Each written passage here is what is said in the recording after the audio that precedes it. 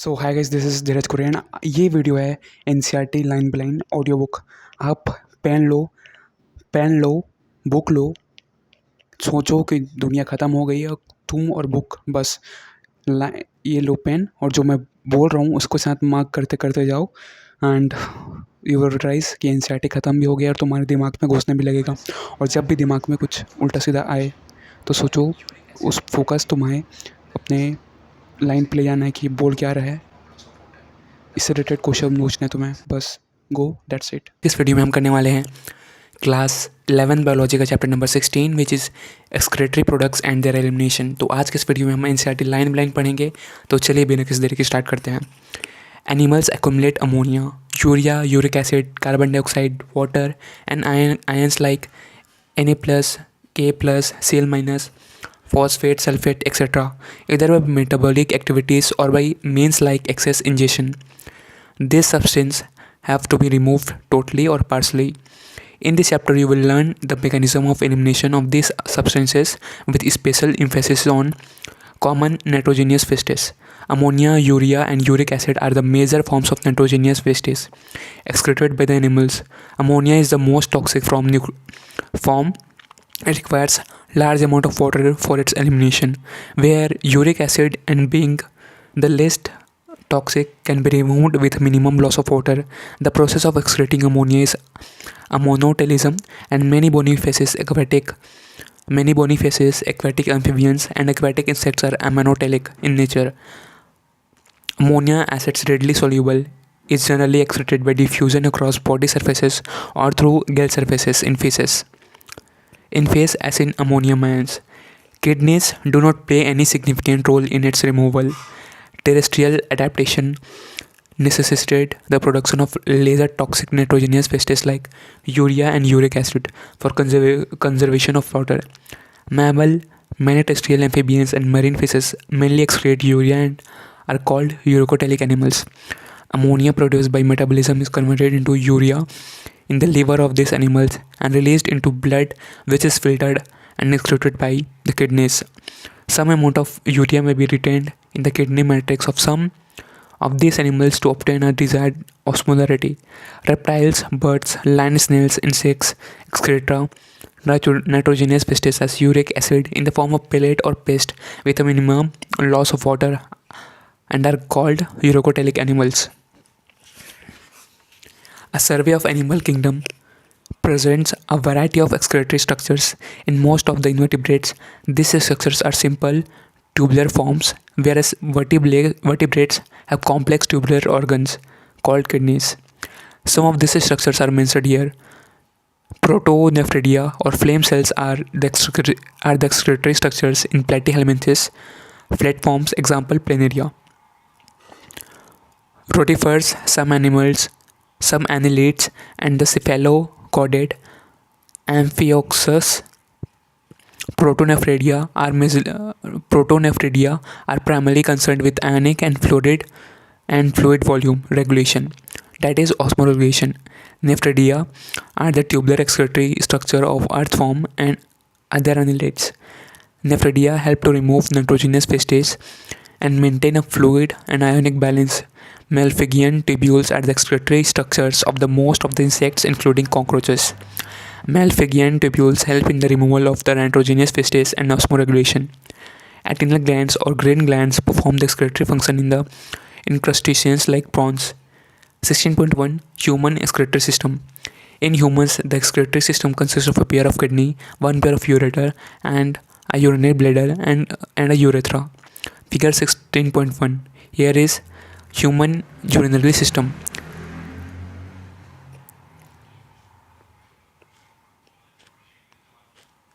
Kidneys are reddish brown, bean-shaped structure situated between the levels of last thoracic and third lumbar vertebra close to the dorsal inner wall of the abdominal cavity. Each kidney of an adult measures 10 to 12 cm in length and 5 to 7 cm in width, 2 to 3 cm in thickness, with an average weight of 120 to 170 gram. Towards the center of the inner concave surface of the kidney is a notch called hilum, through which ureter, blood vessels, and nerves enter. Inner the hilum is a broad funnel-shaped space called the renal pelvis with projections called calvases.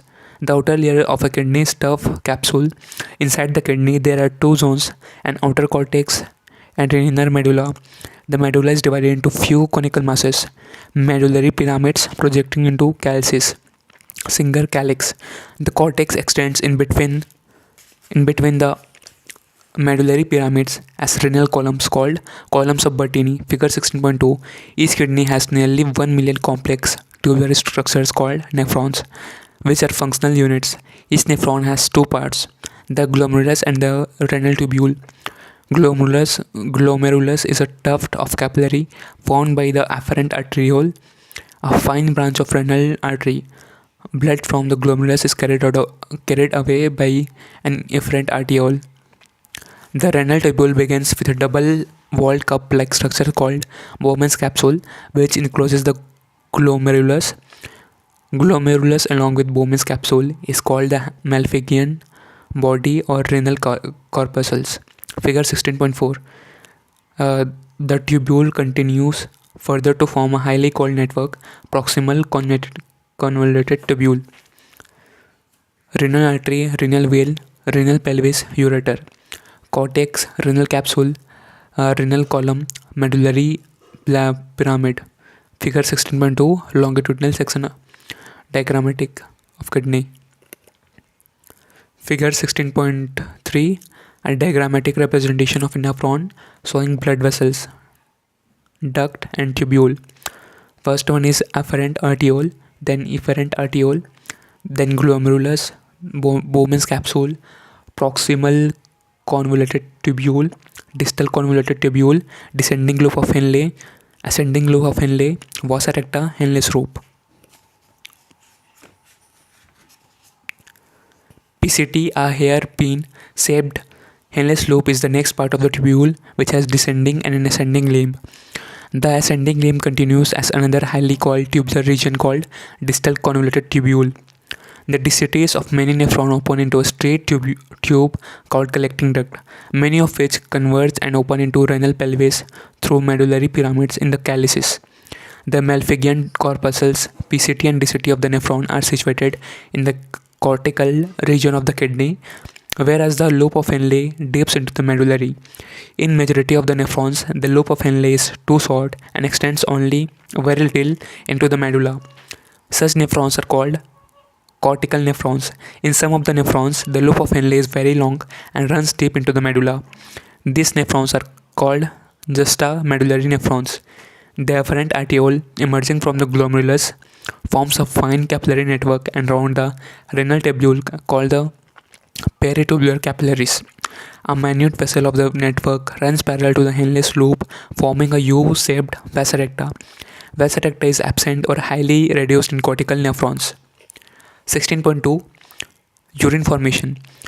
Urine formation involves three main processes, namely glomerular filtration, reabsorption, and secretion, that takes place in different parts of the nephron. The first step in urine formation is filtration of blood, which is carried out by glomerulus and is called glomerular filtration. On an average, 1100 to 1200 ml of blood is filtered by the kidneys per minute, which constitute roughly 1/5 of the blood pumped out by each ventricle of the heart in a minute. The glomerular capillary blood pressure causes filtration of blood through three layers, that is, the endothelium of glomerular blood vessel, the epithelium of Bowman's capsule, and the basement of membrane between these two layers. The epithelial cells of Bowman's capsule, called podocytes, are arranged in an intricate manner so as to leave some minute spaces called filtration slits or slit spores. Blood is filtered so finely through these membranes that almost all the constituent of the plasma except the proteins pass onto the lumen of Bowman's capsule. Therefore, it is considered as a process of ultrafiltration. The amount of filtrate formed by the kidneys per minute is called glomerular filtration rate, GFR. GFR in a healthy individual is approximately 125 ml per minute, that is 180 liters per day. The kidney have built-in mechanism for the regulation of glomerular filtration. One such efficient mechanism is carried out by juxtaglomerulus apparatus. GJA. Sorry, JGA. JGA is a special sensitive region found by the several modification in the distal convoluted tubule and the afferent arteriole at the location of their contact. A fall in GFR can activate the JG cells to release renin, which can stimulate the glomerular blood flow and thereby the GFR back to normal. A comparison of the volume of the filtrate formed per day, 180 liters per day, with that of urine released, 1.5 liters, suggests that nearly 99% of the filtrate has to be reabsorbed by the renal tubules. This process is called reabsorption. The tubular epithelial cells in different segments of nephron perform this either by active or passive mechanisms. For example, substances like glucose, amino acids, Na+, etc. in the filtrate are reabsorbed actively, whereas the nitrogenous wastes are absorbed by the passive transport. Reabsorption of water also occurs passively in the initial segments of the nephron, figure 16.5. During urine formation, the tubular cell secretes substances like H+, K+, and ammonia into the filtrate. Tubular secretion is also an important step in the urine formation as it helps in the maintenance of ionic and acid-base balance of body fluids. 16.3 Function of the tubules. Proximal convoluted tubule. PCT is lined by simple cuboidal press bordered epithelium, which increases the surface area for reabsorption. Nearly all the essential nutrients and 70 to 80% of the electrolytes and water are reabsorbed by this segment. PCT also helps to maintain the pH and ionic balance of the body fluids by selectively secretion of hydrogen ions and ammonia into the filter and by absorption of SCO3- from it. Henle slope. Reabsorption is minimum in its ascending limb. However, this region plays a significant role in the maintenance of high osmolarity of medullary interstitial fluid. The descending loop of Henle is permeable to water but almost impermeable to electrolytes. This impermeable to water but allows transfer of electrolytes actively or passively. Therefore, as the concentrated filtrate pass upward, it gets diluted due to the passage of electrolytes to the medullary fluid. Distal convoluted tubule.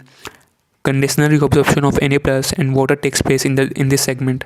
DCT is also capable of reabsorption of SCO3- and selectively secretion of hydrogen and potassium ions and NH3 to maintain the pH and sodium-potassium balance in blood.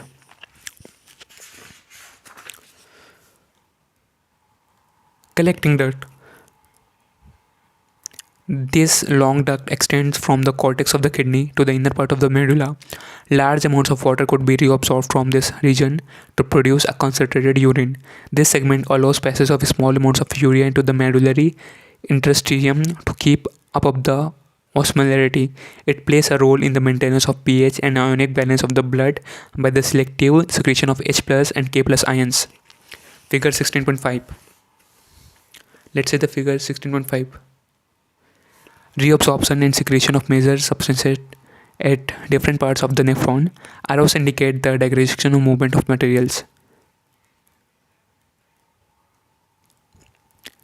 Upper part is called cortex and lower part is medulla.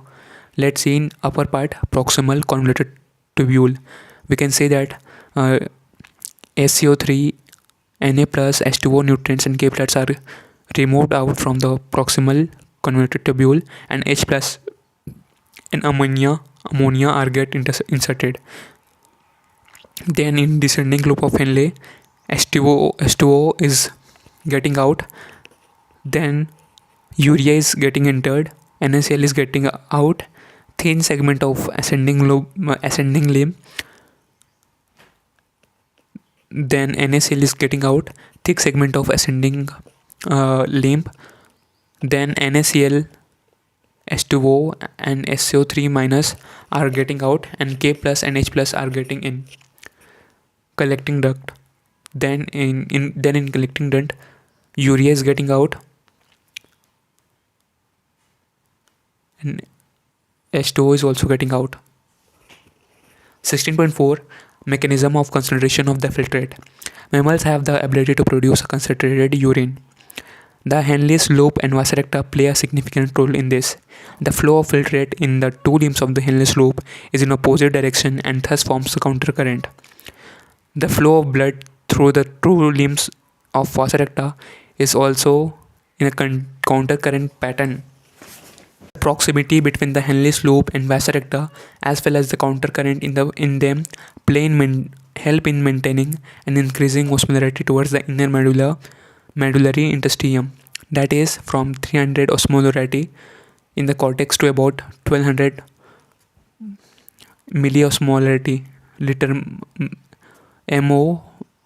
mol per liter, milliosmol per liter. I don't know the unit, please concentrate in the book. In the in the inner medulla, this gradient is mainly caused by NaCl and urea. NaCl is transported by the ascending limb of Henle's loop, which is extend with the descending limb of vas recta. NaCl is returned to the interstitium by the ascending portion of vas recta.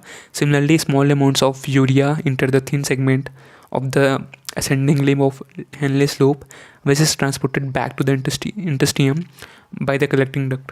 The above described transport of substances facilitated by the spatial arrangement of Henle's loop and vas recta is called countercurrent mechanism. Figure 16.6. This mechanism helps to maintain a concentration gradient. Afferent arteriole, then Bowman's capsule, glomerulus. Let's see. So in the upper side, it is 300 milliosmol per liter, 600 milliosmol per liter, then 900 milliosmol per liter, then 1200 milliosmol per liter.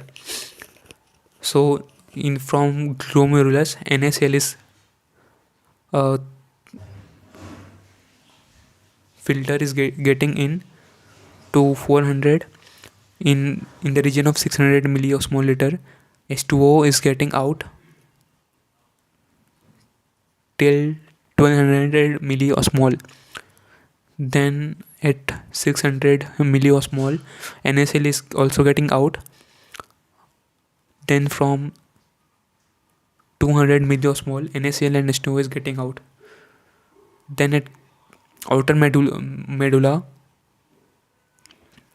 then at cortex, H2O is getting out, urea is getting out, H2O is getting out. Diagrammatic representation of a nephron and a vas recta showing counter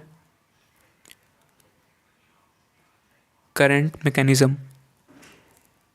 In the first, we forgot to see the first. In the first one, NaCl in the from 300 milliosmol, NaCl is getting in, H2O is getting out. Then NaCl is getting out. So this is the counter current mechanism. So basically, in one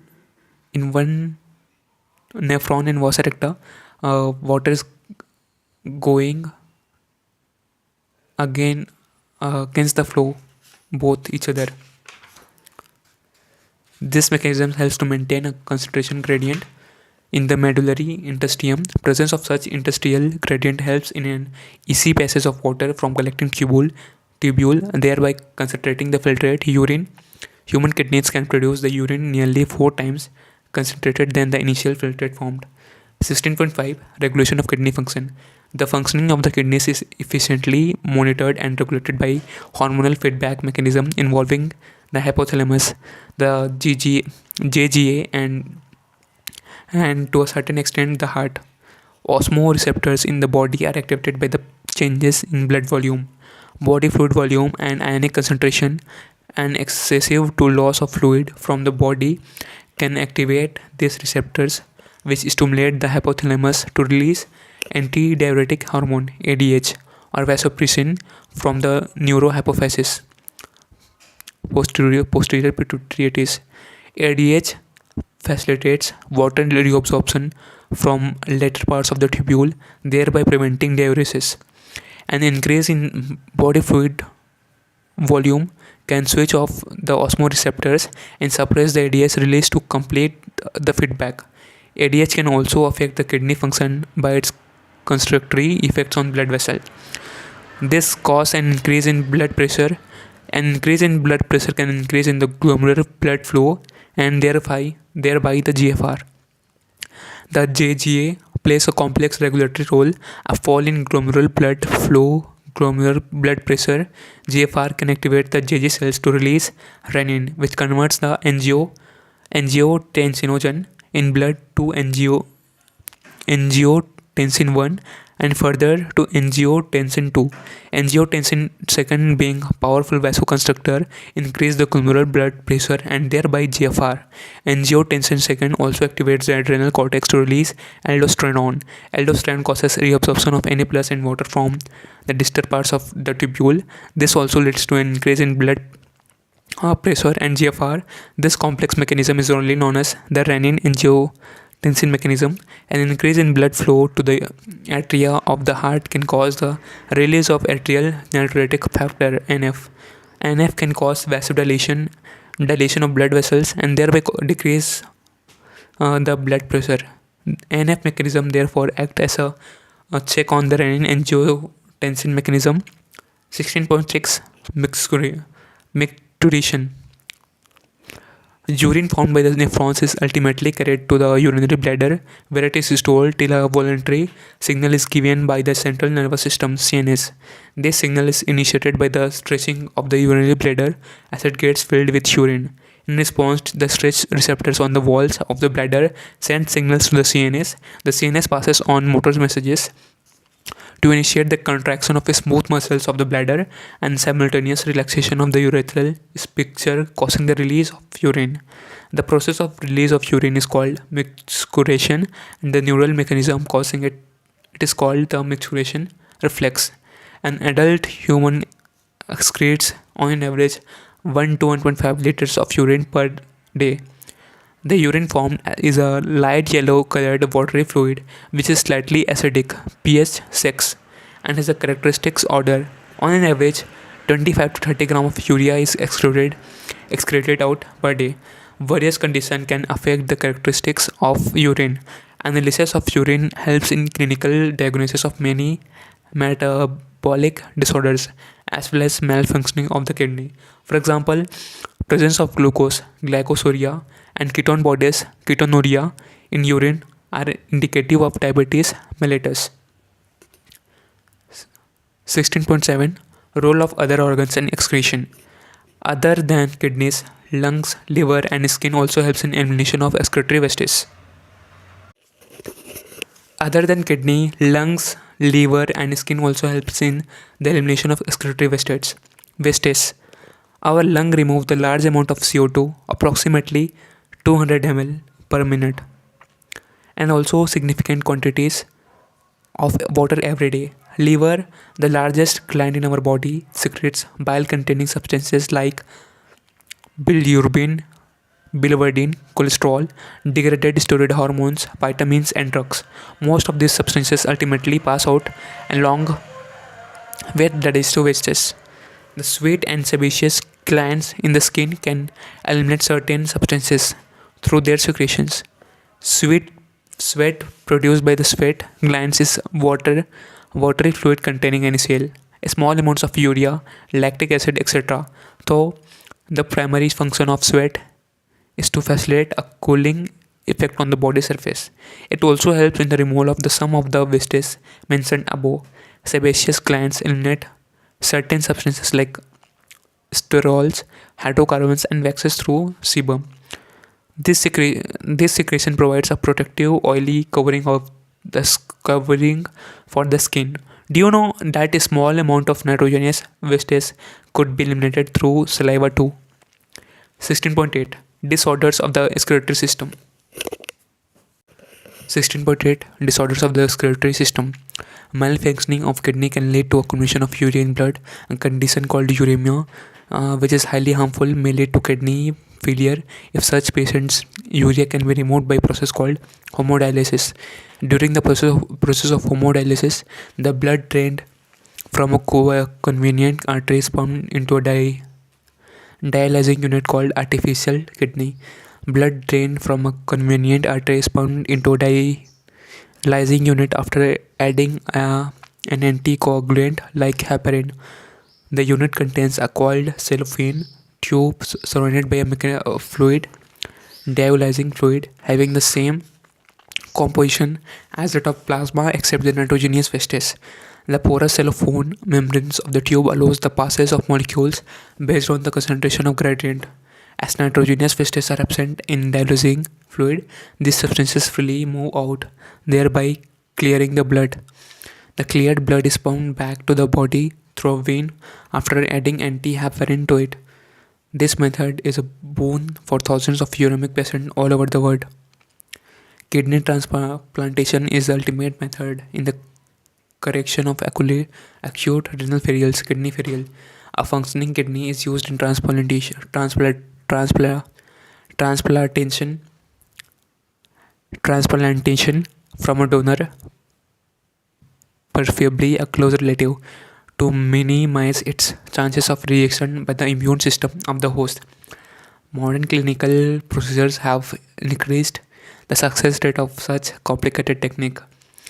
Renal calculi, stone or insoluble mass of crystallized salts, oxalates, etc., formed within the kidney.